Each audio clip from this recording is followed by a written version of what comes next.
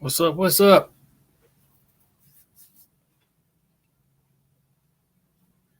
Monday night. It's time for all of us to come together again, man. Hope all y'all are doing well tonight. Do y'all enjoy Mondays as much as I do? Not one of my favorite days of the week. But that's neither here nor there, I guess. I think we'll start out with the basketball team. You love Mondays? Ah, come on, man. I hate Mondays. What's so good about Mondays? I don't know many people that like Mondays.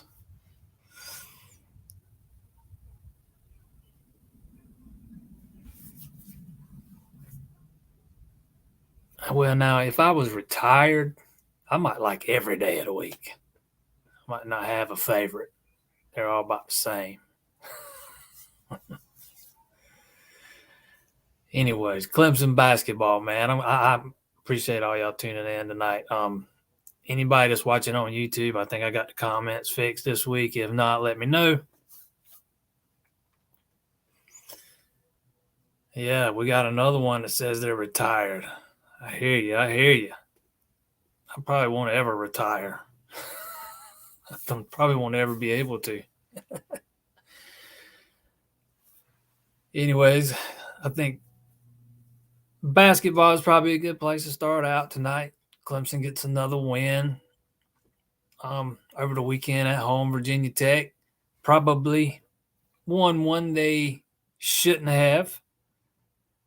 And that's not all that surprising considering, you don't have Alex Hemingway, you don't have Chase Hunter.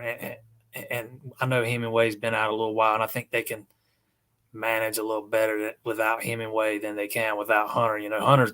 He's the floor general, and I thought his absence was really felt in that game against Virginia Tech. But good teams find a way to win those kind of games, and I mean, how about Hunter Tyson? He's pretty cold from the perimeter all game long, man, and they don't hesitate to give it to him there with 10 seconds left. He steps up and drills one. So gives Clemson the win. They drop a few spots in the rankings. I think they were 24th in the AP this week. But here is the odd thing. They stay put in the net rankings, I think, at 59th, while Virginia Tech, who they actually beat, moves up a few spots and actually jumps Clemson in the net rankings. Now, make that make sense.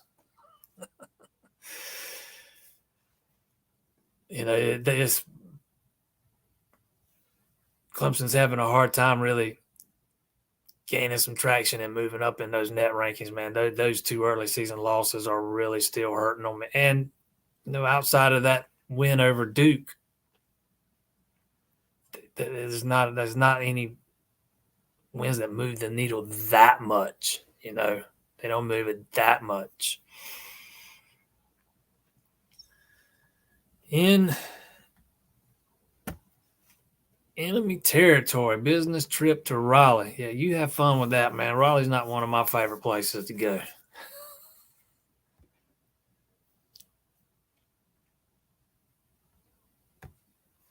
I'm not exactly sure how the net works. It's supposed to take the place of the RPI, where with the RPI you could schedule a bunch of strong teams and lose to those teams, but it actually helps you because you played such strong competition. The net was supposed to try to fix some of that.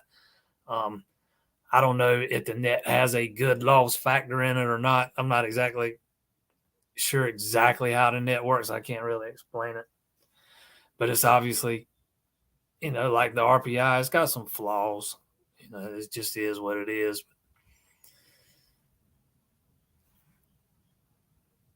We are still talking about basketball in late January. Absolutely. That's hard to believe. Who would have thought we'd be sitting here late January? Clemson's in first place, and first place all alone in the ACC. Got up by a game. And they got the lost to South Carolina, that lost to Loyola earlier in the season. Those are two bad losses. Those two teams are bad. They're in the I don't know they're less than 250, below 250 in the net rankings. They're just going to be bad losses, and you're just going to have to keep winning and just chip away at that thing. Might take Clemson 22, 23 wins to get into the tourney, and even at that, you're probably not looking at a very high seed. I think that's just the state of the ACC this year. It's a little down. They're no Coach K, no Roy Williams. Duke, North Carolina's a little different now. So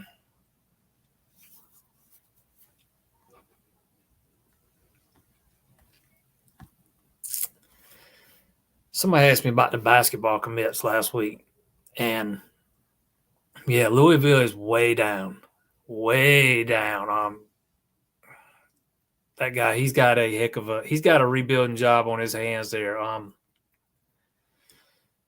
drawing a blank on the coach's name there right fast, but he's an alum and he loves that school, and he's 100% invested. He'll if they'll give him some time, he might get that thing turned around, especially with the way you can use the portal these days, especially in basketball. You're always just one player, two players away.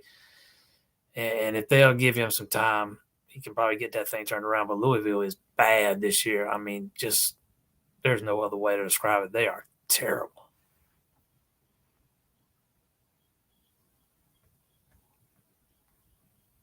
One thing I was going to touch on. Yeah, Florida State's down too. It's just the ACC's down overall. You can always bank on Virginia, North Carolina, Duke, all three of those being strong. Florida State being strong most years, and those teams just aren't what they typically are this year. Last year, obviously, North Carolina was able to flip the switch when it mattered. We'll see if they can do it this year. But yeah, like Mr. Brown here says, you just got to keep winning, man. You got to keep plugging away at that thing. Control. You can only control what you can control. You can't control the rankings. You can't control the net. You can't control the polls. Just got to keep winning.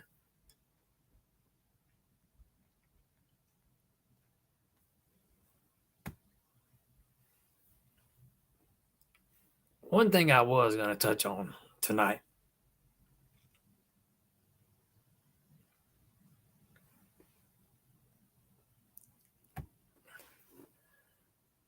Oh, man, that hands down. We know the answer to that. One of the older members of the All Clemson staff. He shall raise his hand right now.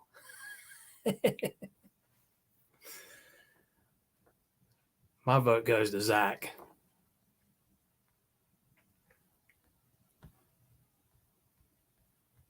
Did all of you know, if you are Clemson fans, did you know that you are actually you are a member of a newly established cult? If you spend any time online, you've probably seen opposing fan bases refer to the Clemson fan base as cult-like and those kind of things. Dabo Swinney's never been afraid to wear his faith on his sleeve. The program's steeped in the culture inside the program is heavily steeped in faith and that kind of stuff. And people, absolutely mock him for those kind of things. And you get all kind of rumors and stories, and all of a sudden the fan base gets referred to as cult-like. I saw something today that I've never seen before, though.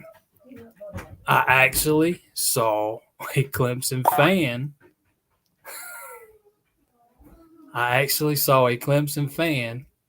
Call Clemson fans a cult. So if you are a Clemson fan, did you know that you were the member of a cult? As we all know, college fan bases can be absolutely very fickle. And that's not specific to Clemson. Stretches out across every fan base, across the whole nation. And the Clemson fan base is no different. There are several factions inside the fan base. You got the fans that, you know, they're always going to spin the positives no matter what. They're not going to ever say anything negative. They're never going to be never going to be critical of anything. 100% have full confidence in Dabo Swinney. And then you got some on the other side who are never going to be happy. They are going to blast and criticize every little thing. Thinks that Dabo Swinney gets paid $11 million a year. He should be doing anything and everything to win at all costs. And if he's not taking 10 players from the portal, he's not doing his job.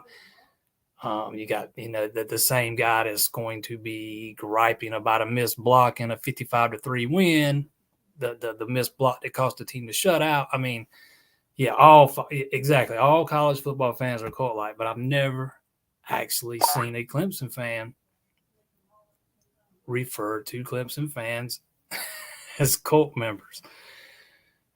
I thought that was hilarious this morning. I don't even remember what it was talking about now, but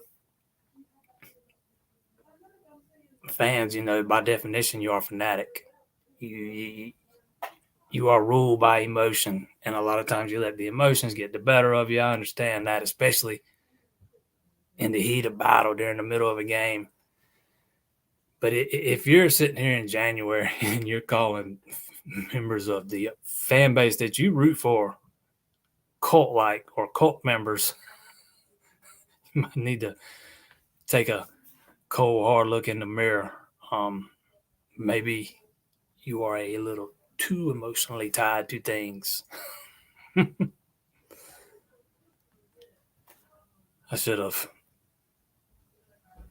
took a screenshot of that comment so I could pull it up here, but I find that funny, man, that to me there is no wrong way to be a fan. Like I said, you got the ones, I call them sunshine puppers, that are going to just always heap praise no matter what.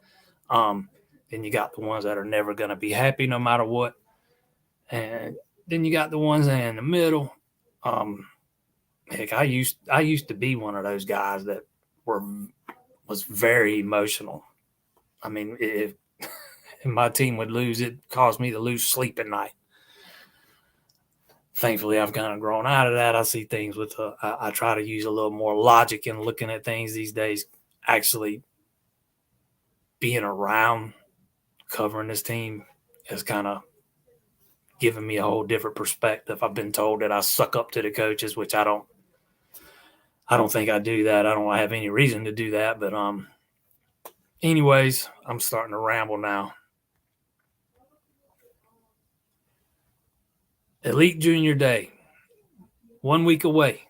Next Saturday, South Carolina just had their big recruiting event this weekend. And as everybody knows now, Cam Pringle committed to South Carolina, was one of Clemson's top offensive line targets, probably the top player in the state, the 2024 cycle, one of the top tackle prospects in the country, probably a top 50 talent overall, depending on who you ask. Big recruiting win for South Carolina. Make no mistake. Big time win. On the other hand, I don't think it's this huge loss for Clemson, though. Shane Beamer's got some momentum with that South Carolina program right now. Clemson's not going to win every single recruiting battle against him. They're going to win some, and especially when it comes to the in-state guys, and especially on that side of the state. I live on that side of the state, and there are far more South Carolina fans over here than Clemson fans, from my perspective anyways, from what I've seen. And when these kids grow up rooting for South Carolina, chances are that's where they're going to end up. Had many conversations with Cam Pringle over the past 12, 18 months. Told me he grew up in a family divided. Never would really say who he grew up rooting for. Actually told me he didn't really grow up rooting for either. So, but he did grow up in a family divided. He has some Gamecock fans in his family, some Clemson fans in his family. to me, this one I think that Cam Pringle is a guy that has his sights set on the NFL. And I think he wants to be a 3-year guy in college and off to the NFL. And I think he was going to go where he could get on the field the fastest and get to the NFL the fastest. And I think there is a clearer path to the field for him at South Carolina than there is at Clemson. You come to Clemson, you got guys like Tristan Lee, Colin Sadler, Zachariah Owens, one of those other, a couple of those other freshmen they just signed, all in front of you when you get to Clemson. And I think there's just a little bit clearer of a path to the field for him quicker at South Carolina than there is at Clemson. I think that was the biggest thing. It's I think he's been trending toward South Carolina for, probably a couple months now, even before Clemson and South Carolina played on the field. So I don't even think that loss to South Carolina had that big an impact. But, again, you're not going to win every one of those in-state battles. South Carolina's going to win some. They're probably going to win the one with Josiah Thompson, offensive lineman from Dillon. He's supposed to be at Elite Junior Day this weekend, but he's been a long, strong South Carolina lean forever. Another kid that pretty sure he grew up a South Carolina fan. Dillon's kind of been a pipeline for some players for South Carolina here over the years. Another in-state offensive lineman, though, I do think is trending Clemson's way. Blake Franks. He'll be at Elite Junior Day this weekend. Did just visit South Carolina, and if you go on his Twitter page, I know he's got some photos from the photo shoot and that kind of stuff. I wouldn't get too worked up over that yet. I still think Clemson sits in pretty good shape with him. He's probably going to announce a commitment early next month. We're getting to the end with him. So we'll see where things stand after the visit this weekend. But going into the visit this weekend, I think Clemson's in pretty good shape.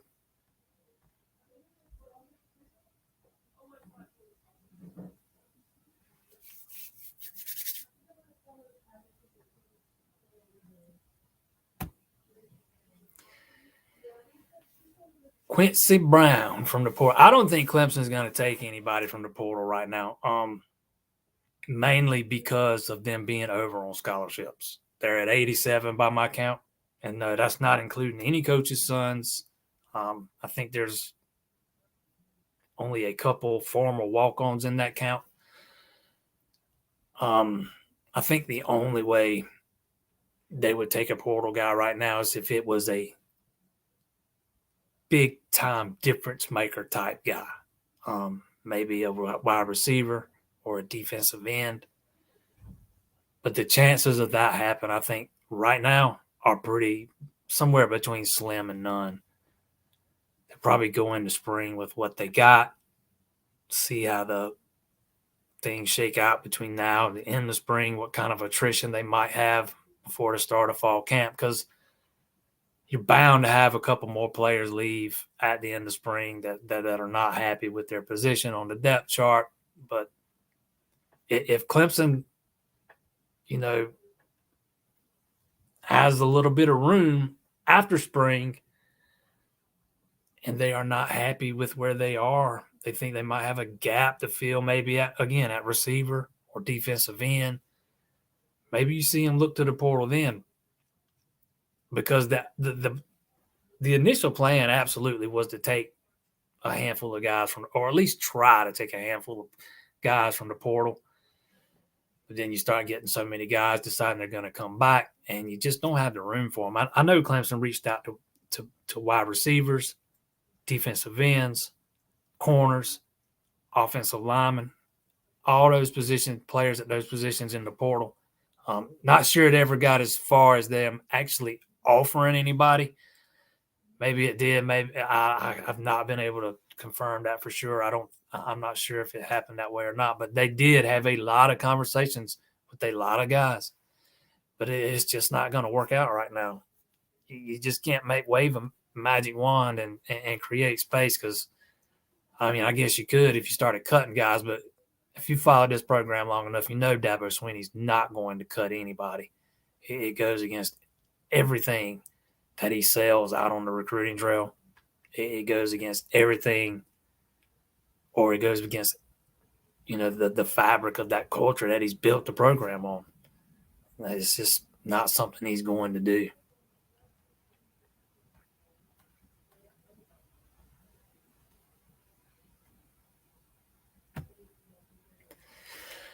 Yeah, I think Clemson has absolutely looked at absolutely, especially since Thomas Austin took over. I love all three of those guys they signed in the last cycle or the 2023 cycle. Zachariah Owens, Harris Sewell, Ian Reed.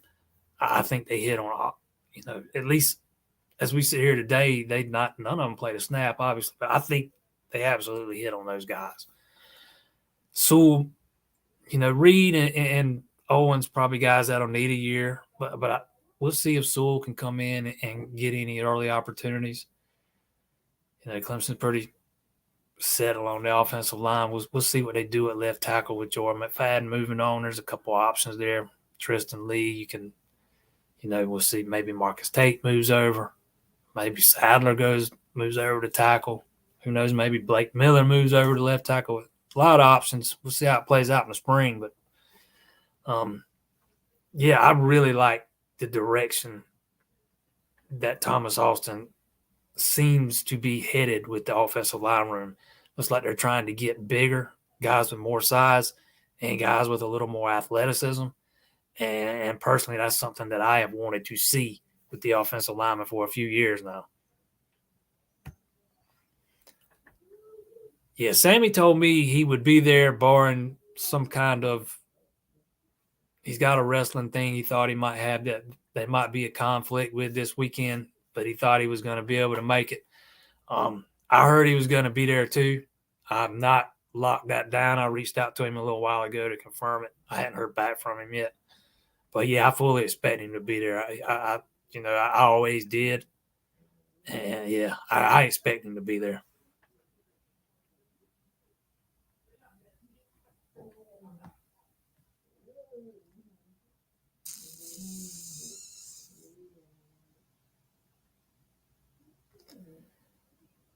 Basketball recruiting, I actually did. I don't have a whole lot to tell you. Clemson's got one guy right now. Asia Thomas maybe is his name. He's already signed. He's a fringe top 200 talent. But right now, outside of that, he's the only guy they've got right now in this class. We'll see if that changes. But not a lot to talk about with basketball recruiting right now.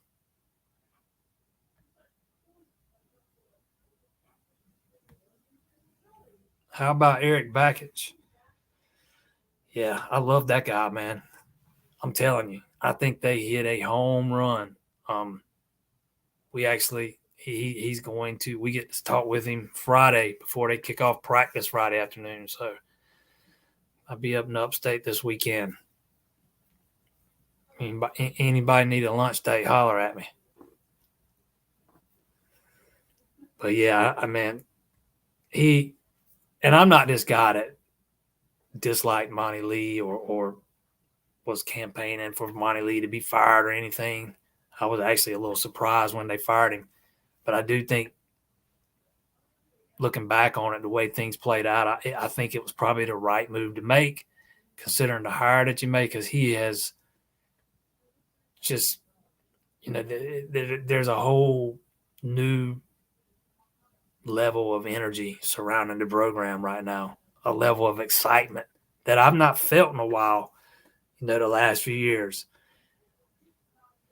Over the back half of Monty's tenure, you go into a baseball season, you have no idea what to expect. You got no idea about how the pitching is going to shake out.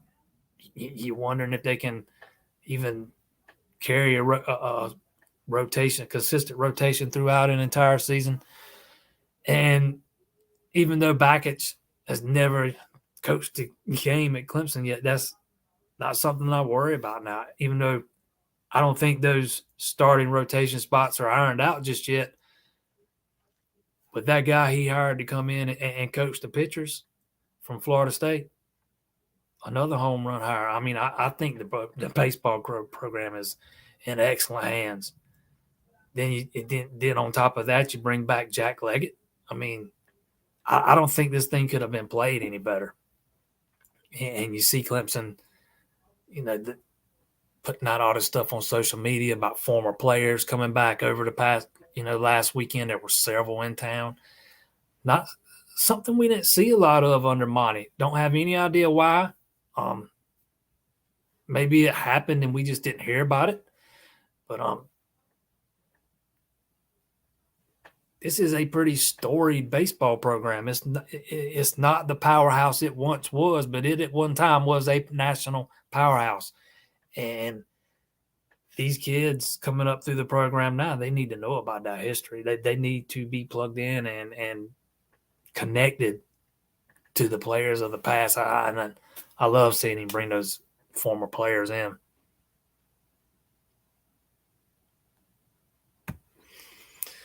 Brock Purdy. Yeah, that's the last time he lost a game was to Clemson in Orlando last year. I'm not that big of an NFL guy anymore. But I tell you what, judging by my Facebook timeline today, I think most people hate the Cowboys more than they like their own team. And it ain't like the Cowboys is out here winning. They ain't won nothing since I was in high school, and that was a long time ago.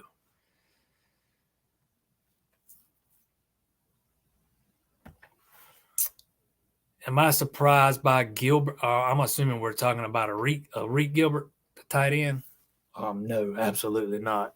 I'm not surprised at all that he's leaving. He's never yet been able to stay in one place very long.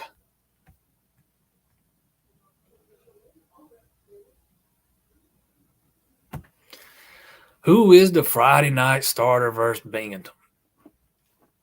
I don't know yet. I might have a better idea of that after the weekend. Hopefully I will. But I'm not sure yet. I think there's several different candidates. So we'll see.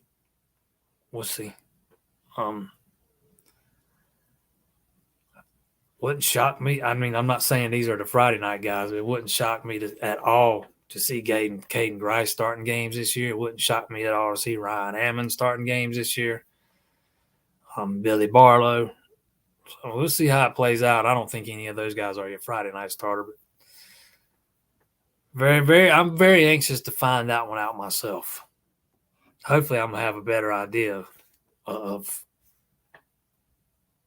what the staff might look or the rotation might look like after the weekend or after next weekend. Practice starts Friday. Again, we get to talk to Eric Backus a little bit before they start practice. So let's see.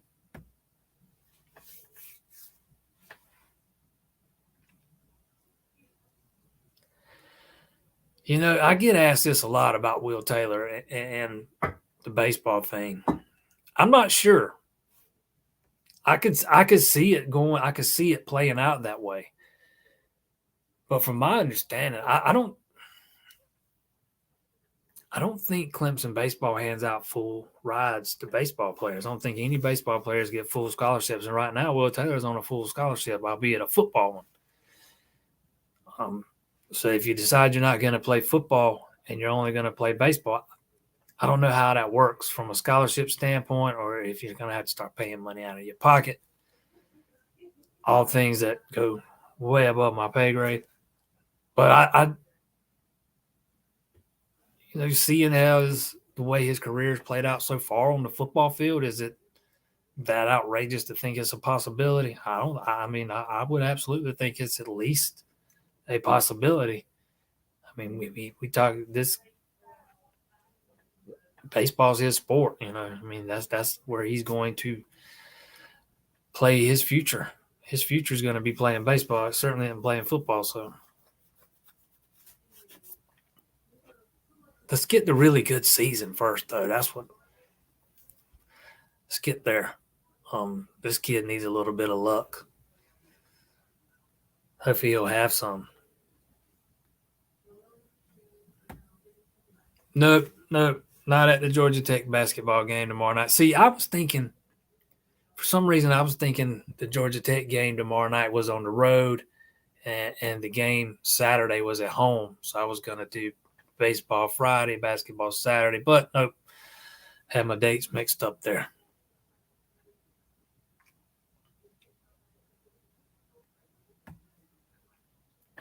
Talking about Sammy Brown, I mean, I don't think this recruitment is over by any stretch. Not for a long shot. Maybe he does end up at Georgia. I think it's probably between Georgia and Clemson right now. I think Tennessee's probably in it too.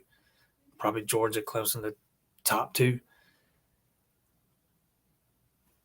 Talking to Sammy though, he doesn't have that emotional tie, or he told me he doesn't have that emotional tie to Georgia. He didn't grow up like this avid Georgia Bulldogs fan, so that's something you don't have to worry about in his recruitment. He doesn't have that strong emotional tie to Georgia, but he is from Georgia, the state of Georgia, so there's always some sort of pull to Athens. But maybe it's not as strong with him as it is with some other players, something you can overcome. And I know he really likes Wes Goodwin. They're both very avid outdoorsmen. I think there are a lot of things that Wes Goodwin can do with Sammy Brown in his defense. I think we have just started to scratch the surface of what we're going to see Wes do on defense over the next few years. I don't think this one's over by any stretch just yet. We'll see how it plays out. He might very well end up at Georgia. I don't think it's a lot, though.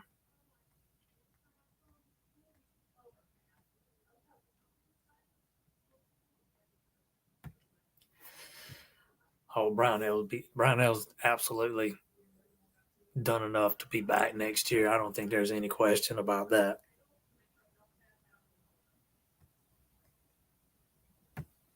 Some of the top 2024 targets in football that the coaches are after. That's a long list. I'm gonna put together a list of the people that are supposed to be at of all the recruits that I know of that are going to be at Elite Junior Day on Saturday. I think right now Clemson's got 20, less than 30 offers out to uncommitted players right now in the 2024 cycle, maybe something like that. And I think most of them are going to be there Saturday. Not all of them, but most of them. The uncommitted guys that have offers. I think you're going to see most of them in Clemson on Saturday, more than 20 guys. Even a couple that don't have offers yet, like Drew Woodaz is a guy who is going to be in town. He doesn't have an offer yet. I expect that to change at some point, but he doesn't have one as we sit here today. But it keep your eyes open. I'll have a list of guys that will be there this weekend, and that's going to pretty much tell you who the top targets are and at every position.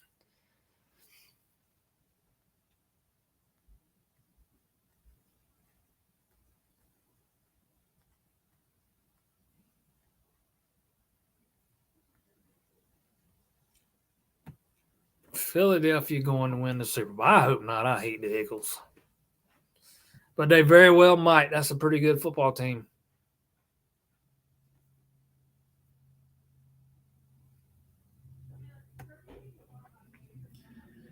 Has Riley brought in his list of guys he wants to recruit for the offense? Clemson's already got their 2024 targets established right now, and I don't expect that to change.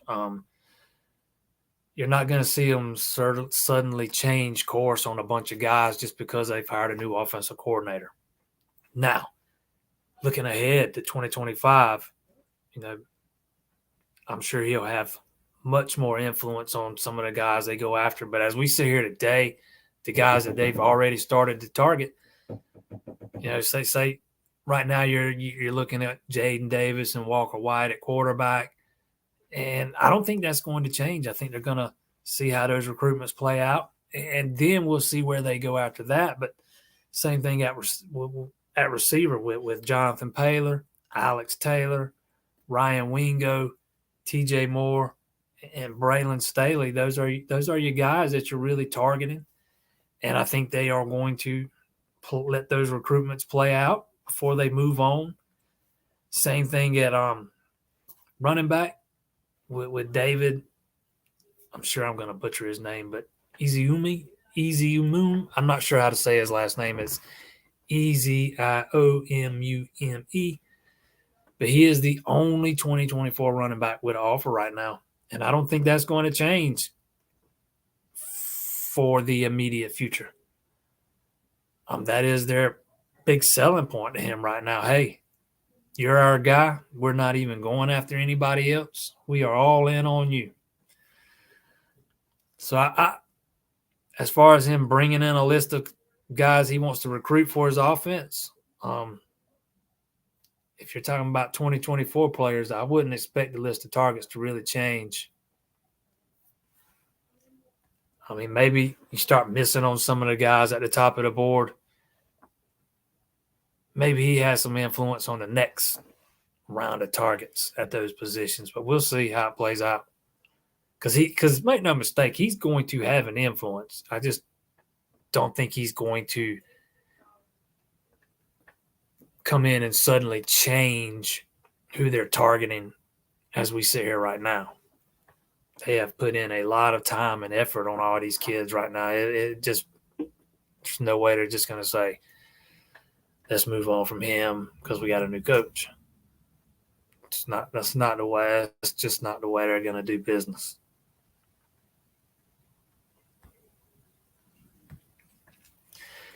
Hey, it's a pretty star-studded list of 2024 guys that's going to be on hand. Just to name a few, of the offensive linemen, again, Blake Franks, Josiah Thomas, Jamison Riggs, Alex Taylor is going to be there. Braylon Staley's going to be there. The receivers, you're going to have, I think, most of your uncommitted cornerback offers are going to be there. Walker White, quarterback target's going to be there. A whole slew of defensive linemen, a couple linebackers. Again, I'm going to put together a whole list the closer we get to the weekend. And, because right now, the list changes every day. So I hate to put one out right now, and 2 days later, it looks vastly different than the one I put out 2 days earlier. So I'll wait till Thursday, put one together, and because there's always the late scratch or the late addition. Like I've been told there's a cornerback who was supposed to be there, and now suddenly he's not going to be there. Haven't confirmed that, so I'm not going to get in any names, but just giving you an example why it doesn't do a whole lot of good to put them out there so early.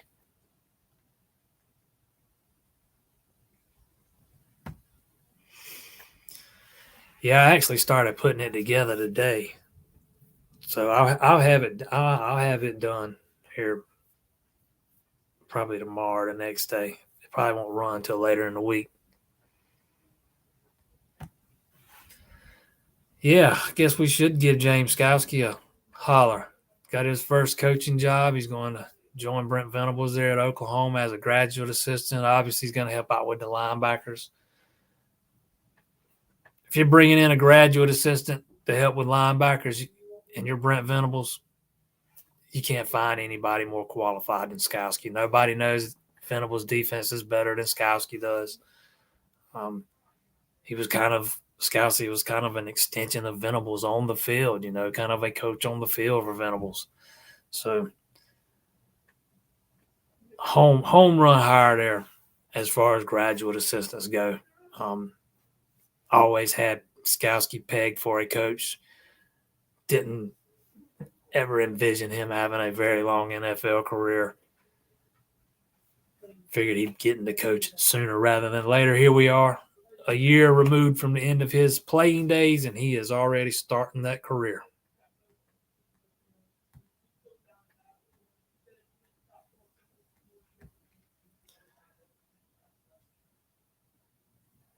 Yeah, so exactly. You gotta swing for the fences, man. Gotta swing for the fences. In the end, you're going to miss on guys. I mean, that's just the way it is. That's the nature of this business. But it's going to all come down to the ones you don't miss on, the ones you sign. But you can't sign them if you don't go after them. Yeah, I like Walker White. I think he would be a pretty good fit for what Garrett Riley's going to do on offense at Clemson. Although, having said that, I think Garrett Riley is already, even in just his 3 years calling plays, I think he has already shown that he is more than capable of adjusting his scheme to fit the players on the roster. I think he's like, we've seen certain coaches try to fit square pegs into round holes. I used to think that was one of Chad Morris's weaknesses, that he wasn't real good at adjusting his scheme to match the skill set of some of the players. Like when Deshaun Watson would get hurt, he want Cole Stout to come in and do Deshaun Watson things. And that was not Cole Stout's strong suit. He was not Deshaun Watson. The offense kind of needed to be tweaked and tailored to fit what he did best. And I thought we saw Tony Elliott and Jeff Scott do that when they took over for the Russell Athletic Bowl, that big beat down of Oklahoma. They tailored a game plan to suit Cole Stout's strengths.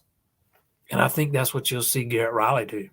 He's not just going to bring in this offense and say, hey, we're going to make every player fit into what we want to do. No, I think you're going to see him scheme things up to fit the players on the roster. But having said that, again, yeah, I think Walker White would be a great fit for the Clemson offense. You're talking about a top 10 quarterback, probably a top 100 talent overall, big, strong guy. When you get right down to it, though, you got a sophomore in Cade Klubnik, true freshman in Chris Vizina. Clemson's future at quarterback seems to be pretty laid out. It might be hard to land one of those highly rated guys in this class. We'll see. They've done it before, but it's not going to be an easy sell. I think Jake Merklinger is a guy to file away, a name to know. He might be one of the next targets, say, should they miss on Davis and White. He's one of the kids that worked out at camp last summer. I thought he was one of the better quarterbacks I saw that week. Visited for a game during the season.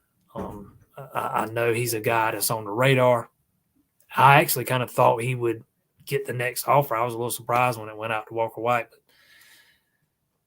we'll see. But I do think White is a really good fit for what Garrett Riley is going to do on offense. So absolutely.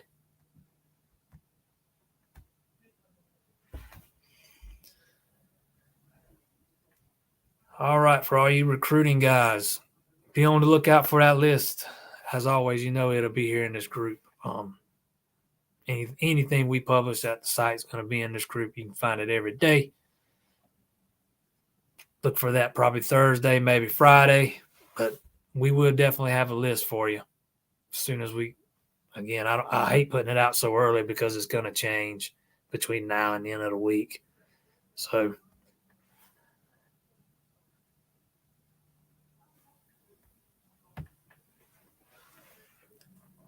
No, there is no Southern setting in closed captioning. Absolutely not.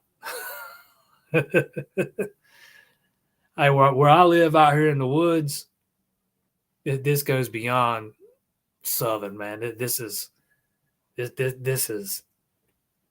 some hick twang in my voice. It goes beyond Southern. Call it that, hick twang. I'm gonna have to try that though, man. Give me something to do here tomorrow.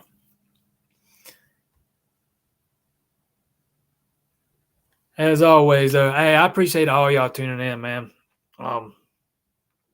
Looks like the comments were working on YouTube over there tonight. Good deal.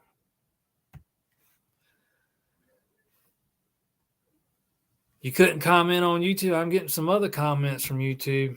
I